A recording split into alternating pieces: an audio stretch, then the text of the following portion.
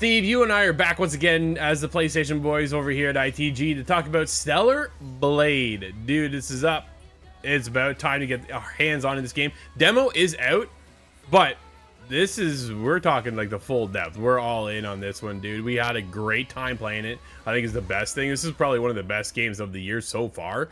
I'm really impressed with Shifts Up change to bringing something over to console. So this is our first attempt to bring something to console, and I think they nailed it. This is an incredible game. I loved it from the story to the side quest. I think it was one of the stellar moments of this, no pun intended, one of the highlights of this game is like, wow, I'm actually caring what the side quests are, and they're not just, here's a fetch quest, right? Go get me this, or I need that, or I dropped this over here in the wastelands, and I need somebody to go retrieve it for me. There's other depths to these characters that help build out the rest of the story and this world. Basically what's going on is that you are from Mother Sphere, a colony way up in outer space that comes back down to then reclaim Earth.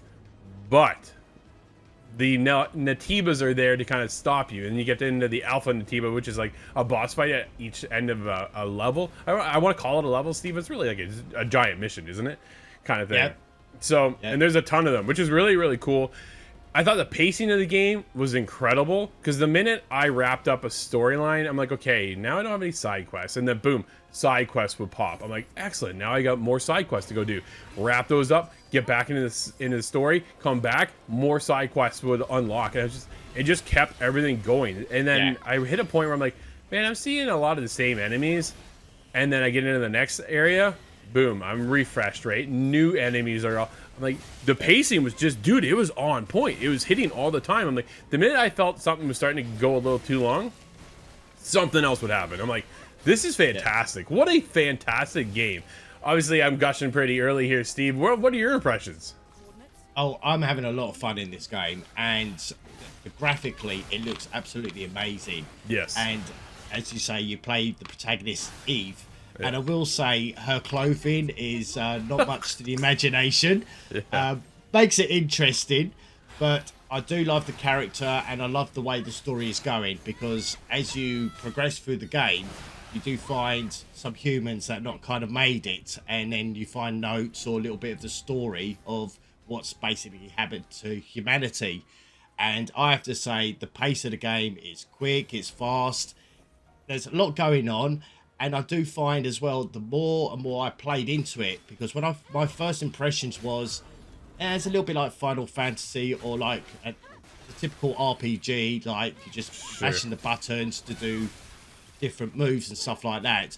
And I'm quite impressed by the skill tree, because there is a lot in this that you can acquire from just basically killing bosses or breaking crates, really, for the, I guess they're kind of like nano orbs. That, like fibers and power cells and things like that, which you will need to open doors as well.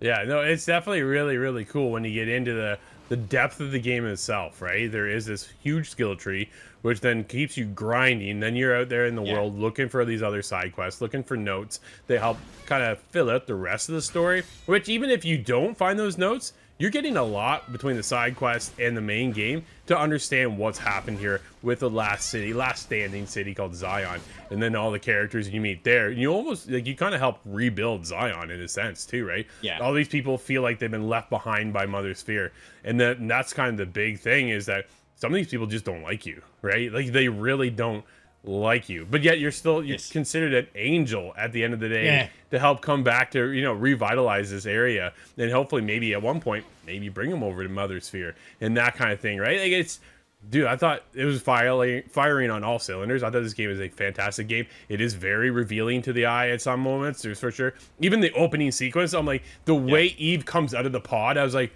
dude, I feel like I'm watching Baywatch from way back in the day, right? When the women come out of, I was just like, really? The slow-mo. Oh, yeah, slow-mo. The hair is, like, glistening through the water. And just like, what is happening here? But once you get past that, the rest of the game is just, the combat is smooth. It's silky smooth. I did have a problem when it came to some of the platforming. That was my biggest takeaway. When you get into some of these areas, and some of these areas are immaculate. Like, they're incredible. Yeah, just beautiful. Huge vistas to kind of watch and go across, right? And then when you have to jump from one platform to the next platform to the next platform, I never felt like I was secure with where I was going. I always felt like it was just a little off. Yeah, I had the same kind of issue because I do believe is sometimes when you do jump, you have to do a dash on those further areas to get to the platform. And it was only probably about after 8 or 9 hours they actually got the ability for a double jump. Yeah. Which I thought, wow, I've only just got this after 8 hours. I could have done this earlier. But I do like also the fast travel and the checkpoints as well. I found after you clear an area, there was plenty areas to upgrade your equipment, save point, have a rest, that kind of thing. But also the little quirks as well, like the pop machines, where you get your drinks and it does like the old anime where she holds it up into the air and does little music. So I did thought that was really, really cool. Steve, Stellar Blade is a stellar game, dude. At the end of the day, for me, it wraps up with a 9. This is a fantastic experience. I thought they fired on all cylinders, like I said, throughout the review. And there's just a couple little hiccups along the way, but not enough to hold me back. The story was engaging, the characters were memorable, the side quests were fantastic. It just kept me going. What a great game. What are you scoring this one? Yep, I'm giving Stellar Blade a 9 as well. I'm loving this game. Graphically amazing. I love the voice acting in this as well. There's so much in the combat. There is so much in this game, and it's because of the pace of it. I'm having so much fun.